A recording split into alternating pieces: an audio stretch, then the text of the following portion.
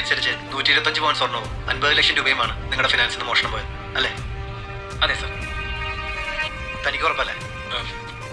അവിടെ ഉറപ്പാ തൻ്റെ ആര് കഴിച്ചു? അതെ സർ. ഇത് നിങ്ങളുടെ ഫിനാൻസിൽ നിന്ന് മോഷണം പോയ സേഫിന്റെ ഡെമോ. ഇത് 50 ലക്ഷം രൂപയുടെ ഡമ്മി നോട്ട്സ്. നിങ്ങളുടെ മൊഴി പ്രകാരം 500-ന്റെയും 100-ന്റെയും നോട്ടുകളാണ് മോഷണം പോയത്. അങ്ങനെ തന്നെ വെച്ചിട്ടുണ്ട്.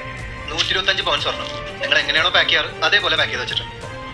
പക്ഷെ ഇപ്പൊ പ്രശ്നം എന്താന്ന് വെച്ചാൽ ഞങ്ങൾ എത്ര ശ്രമിച്ചിട്ടും ഈ 125 പൗണ്ട് സ്വർണ്ണവും 50 ലക്ഷം രൂപയും ഈ സേഫിലേക്ക് വെക്കാൻ പറ്റുന്നില്ല. നിങ്ങൾക്ക് കമ്പനി വെച്ച് ശീലമുണ്ടല്ലോ, അതാ നിങ്ങൾ വിളിപ്പിച്ചത്. ഇത് നിങ്ങൾ എങ്ങനെയാണോ വെച്ചത് അതുപോലെ ഒന്ന് വെച്ചുതരാമോ? അഭ്യാസം ഇറക്കണം, കറക്റ്റ് കണക്ക് പറയണം. നീ ഇവന് ചേർന്നുണ്ടാക്കിയ പ്ലാനല്ലേ റോബറി? സാറെ സഹായിക്കണം. സത്യം എന്താണെന്ന് ചോദിച്ചാൽ 125 പവനും 50 ലക്ഷം രൂപയും മോഷണം പോയി എന്നുള്ളത് ഞങ്ങൾ കള്ളം പറഞ്ഞതാ. ശരിക്കും 80 പവനും 10 ലക്ഷം രൂപയും മോഷണം പോയത് തന്നെ സാറേ.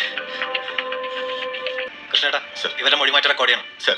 പിന്നെ തെറ്റായ ഇൻഫർമേഷൻ തന്ന് കേസ് വഴി തിരിച്ചുവിടാൻ നോക്കിയതിന് ഏതാ സെക്ഷൻ? 182 ചാർജ് ചെയ്തില്ല സർ.